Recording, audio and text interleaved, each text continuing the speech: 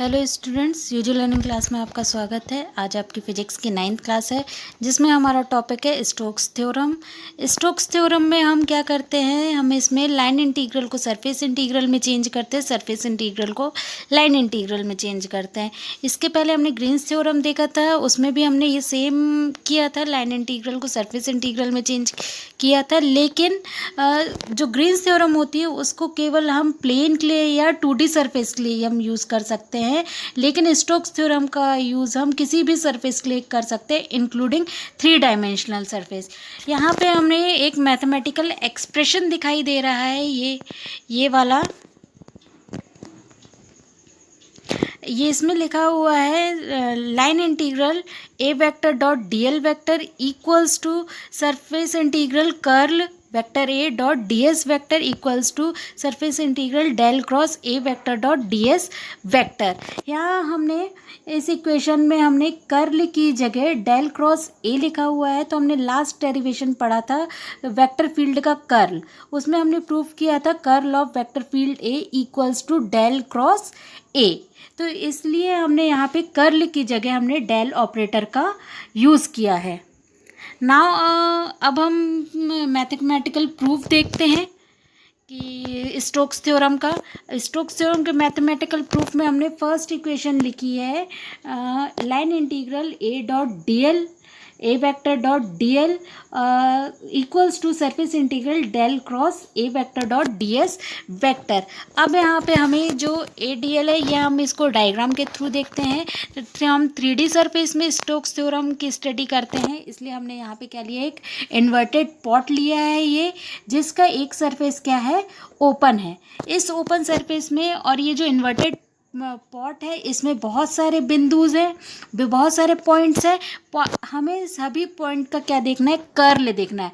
इस पूरे एरिया का हमें क्या निकालना है, कर्ल निकालना है। जब टोटल सभी पॉइंट्स का हम कर्ल निकालेंगे तो सब पॉइंट्स को सम अप करेंगे, और जब सम अप करेंगे तो हमें हमारे पास एक लाइन इंटीग्रल हमें मिल जाएगा, जो कि हमारा क्या होगा, ये वाला हमें ओपन सरफेस मिलेगा। ये इसको ही जो कि किसके इक्वल होगा, टोटल कर्ल के इक्वल होगा। ये जो एरिया ओपन एरिया में लाइन इंटीग्रल हमें इसी ओपन एरिया का मिलेगा, जो कि इस पूरे एरिया का क्या होगा, ऐड मिलेगा, हमें सम अप मिलेगा। तो ये अब हम देखते हैं मैथमेटिकल प्रूफ क्या है इसका। तो हमने यहाँ पे लिखा है नेक्स्ट इक्वेशन में डेल क्रॉस ए vector dot D S vector. यहाँ डी एस वेक्टर है, डी एस वेक्टर क्या है, ये जो हम यहाँ पे पॉइंट्स ले रहे हैं ये क्या है, सरफेस वेक्टर लिया है। डी एस क्या है यहाँ का, इस पॉइंट का क्या है, सरफेस वेक्टर है। अब वेक्टर है दैट मीन्स इसमें डायरेक्शन और मैग्नीट्यूड दोनों होगा। तो डायरेक्शन जो होगी ये अपवर्ड डायरेक्शन में है, ये जो हम देख रहे हैं जिसको हमने एन कैप से शो किया है। और डी एस क्या है, इस पॉइंट का क्या है, ये मैग्नीट्यूड है। दैट मीन्स एन कैप और डी एस क्या दे रहा है, डायरेक्शन और मैग्नीट्यूड को शो कर रहा है।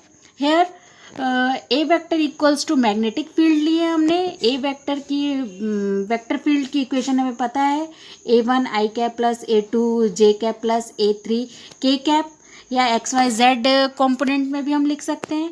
एन कैप नॉर्मल है, सरफेस इस जो ये हमने इन्वर्टेड पॉट लिया है ये आउटवर्ड डायरेक्शन में है, जो कि अभिलंबवत बाहर की ओर जो अभिलंब निकल रहा है, एन कैप है ना। और डी एस क्या है, पृष्ठीय अवयव है, ये इस पृष्ठ का क्या है, अवयव है, ये जो पृष्ठीय अवयव डी एस लिया है। अब हमने नेक्स्ट इक्वेशन ली है del cross A vector equals to, हमने लिखा है line integral A dot D L upon D S N cap.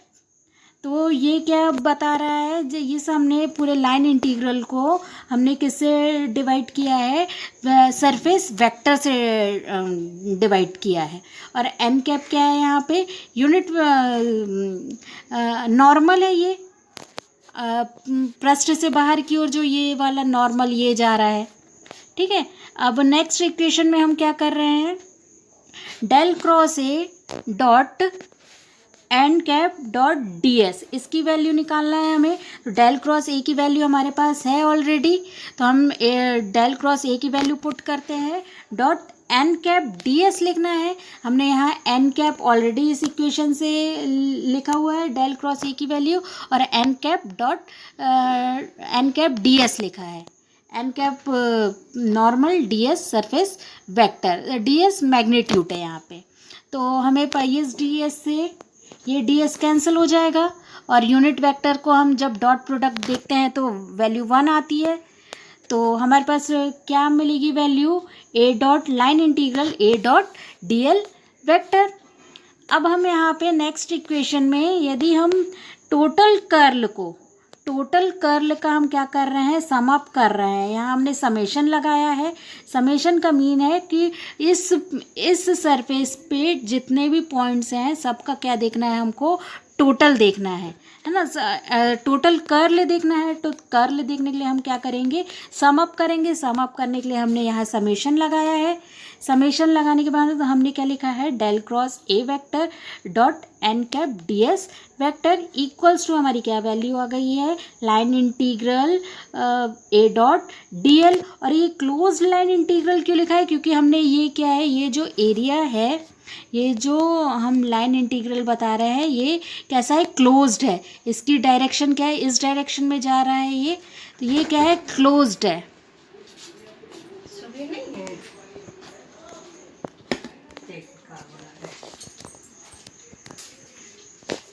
तो ये हमें क्या मिल गया यहाँ से, टोटल क्या मिल गया, surface integral del cross A D S vector equals to line integral A dot D L vector. यही क्या थी, हमारी स्टोक्स थ्योरम थी, जिसे हमने प्रूफ कर लिया। अब हम स्टोक्स थ्योरम से रिलेटेड 2 न्यूमेरिकल्स करेंगे।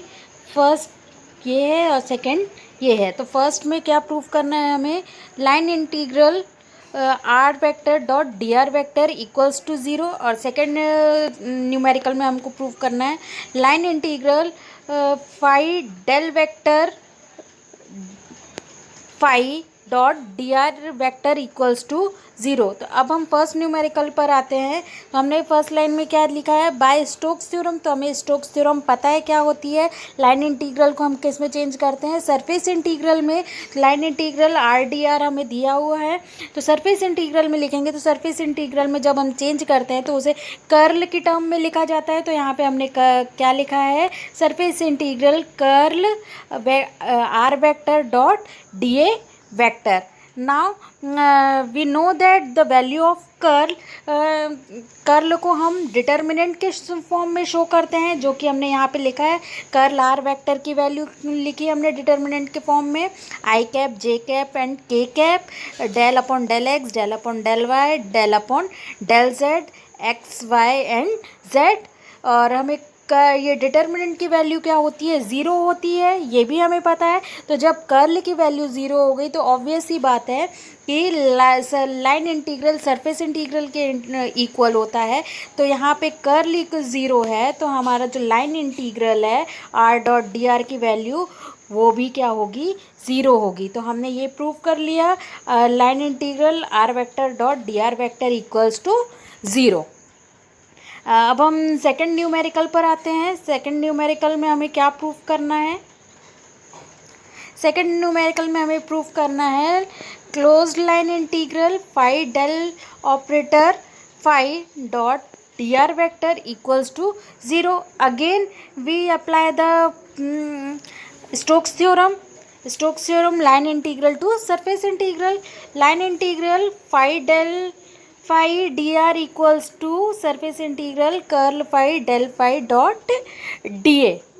तो curl phi del phi equals to हमने क्या लिखा है यहाँ पे, कर्ल फाई की जगह हमने क्या लिखा है यहाँ पे, डेल ऑपरेटर का यूज़ किया है। जैसा कि हमने डेरिवेशन में देखा था, कर्ल की जगह हम डेल ऑपरेटर का यूज़ कर सकते हैं। तो del operator cross phi del vector phi, तो ये हमने किसकी वैल्यू लिखी, curl phi del vector phi की वैल्यू ये लिखी। अब हमें पता है कर्ल की वैल्यू 0 होती है, तो ऑब्वियस सी बात है ये जो वैल्यू लिखी है हमने इसकी वैल्यू भी क्या आएगी, 0 आएगी। और जब कर्ल की वैल्यू 0 आ गई तो ऑब्वियस सी बात है लाइन इंटीग्रल भी हमें क्या मिलेगा, 0 मिलेगा। तो यहाँ पे हमारा ये भी एक न्यूमेरिकल प्रूफ हो जाता है, line integral phi del phi dot D R vector equals to 0।